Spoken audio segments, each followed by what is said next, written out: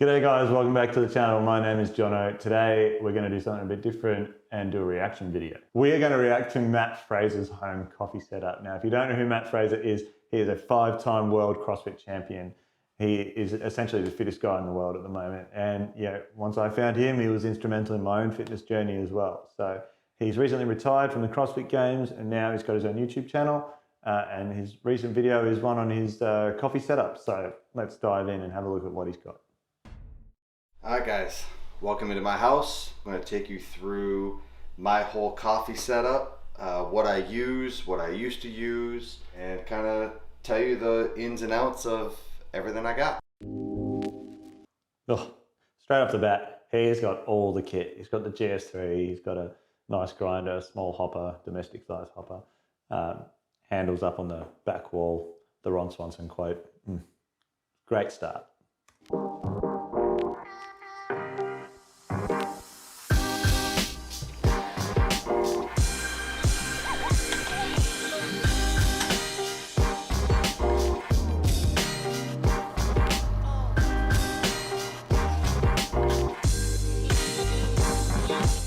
So we'll start off with the main piece of the whole coffee setup, and that's the actual...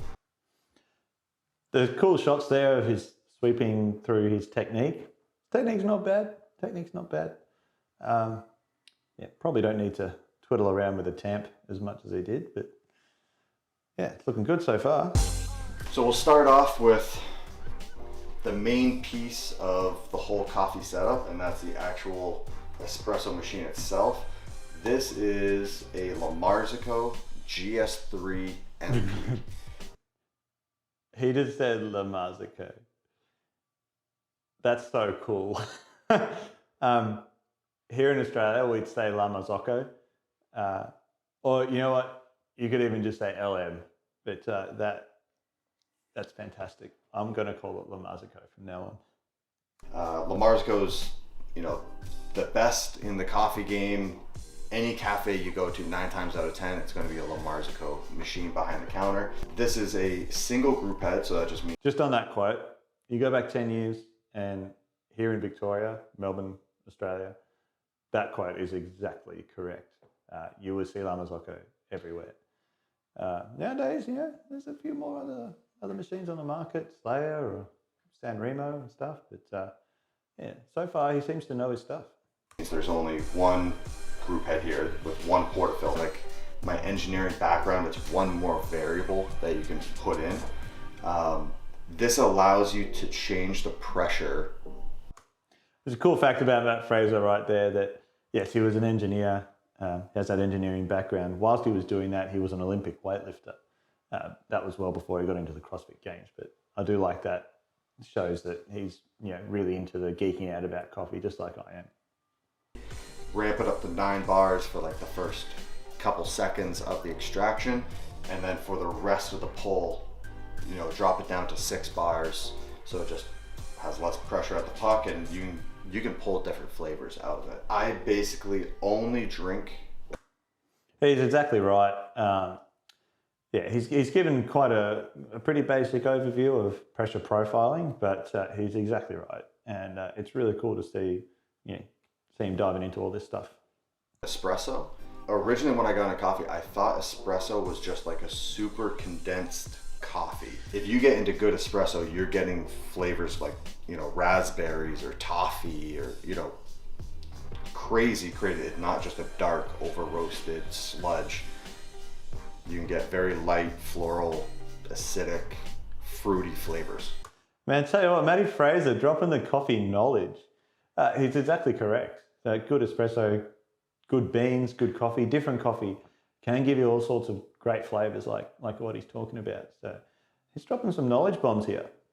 This machine is double boiler, so there's a dedicated boiler for brewing and then a dedicated boiler for the steam wand.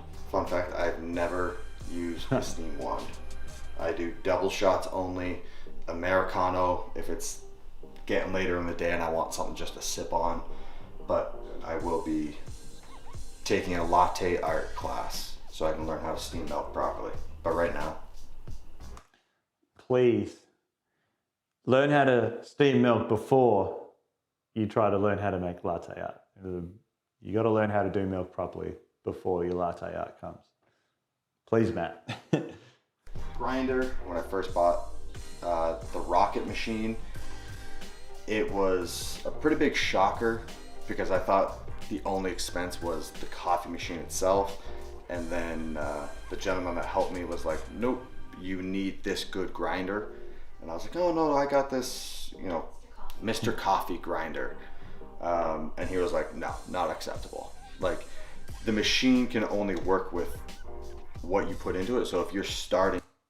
This is another great knowledge bomb. I say this to people who ask me and friends all the time that, if you have a really good machine and a really poor grinder, then you're not going to make great coffee. But you can make really good coffee if you have, say, an average machine and a fantastic grinder.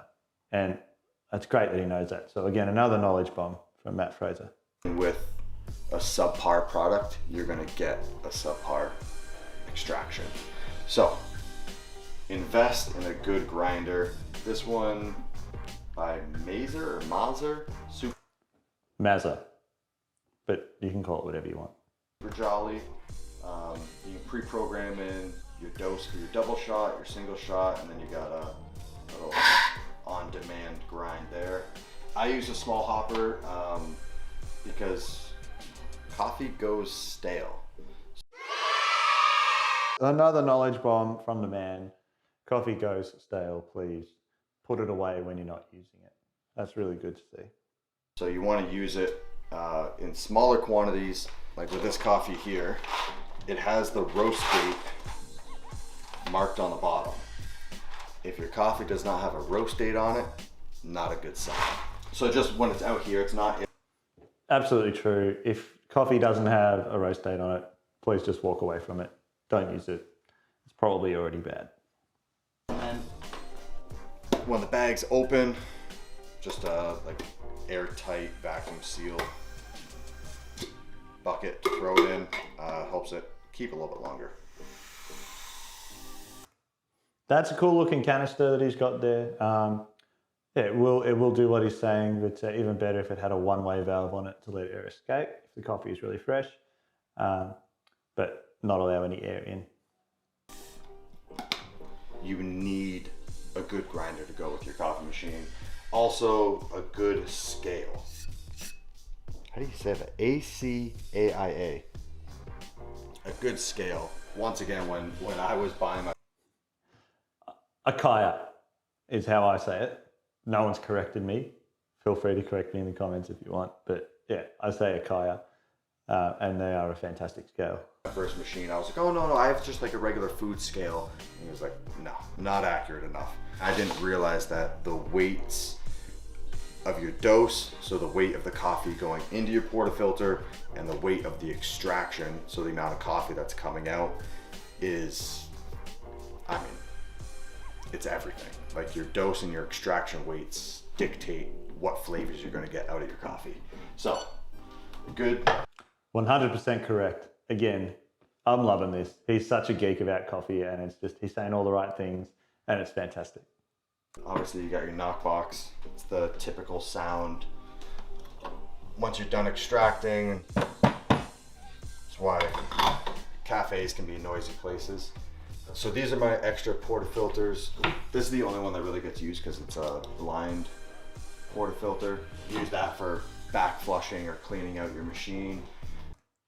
I love all the little wall mounts that he's got. I reckon they're really cool. I might try and find them. Steal them for my for the lab here. These two are what you call naked or a bottomless portafilter.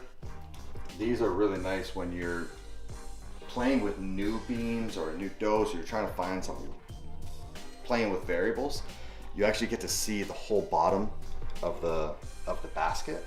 So it hooks in a machine like this. You can get underneath it and watch how the coffee is extracting. So if you're getting just bitter or sour coffee, or it's just not coming out the flavor you're expecting, throw one of these in and you can watch it, and you'll see like if there's channeling, so it's all coming out of one specific area, Like, so if there's a crack in the puck, the water will go to the path of least resistance and it'll all channel through. Didn't know where it was going there for a little bit, but yes, he's come to an interesting point of channeling. Yes, in a naked portafilter, you can definitely see the channeling. But also you definitely have to tweak your grind and your dose to really get a good shot out of a naked portafilter. But you leave all the glasses on top of the machine so that they stay warm. Pouring your shot directly into a cold cup will ruin the flavor. Just a regular glass espresso cup. I know it was probably just the cheapest thing on Amazon, but they hold. Interesting point he's just made there that, yes, great to keep the cups warm. The crema will stay longer. But if you've never had an espresso served in a chilled cup, you should definitely try that because you can absolutely get some really cool flavors. So just take one of your espresso cups and just stick it in the freezer and then pull a shot, have two underneath and taste the differences. It's quite astounding. Heat well, and then you're able to see the pour as it's going. So you see the base, the body, and then the crema.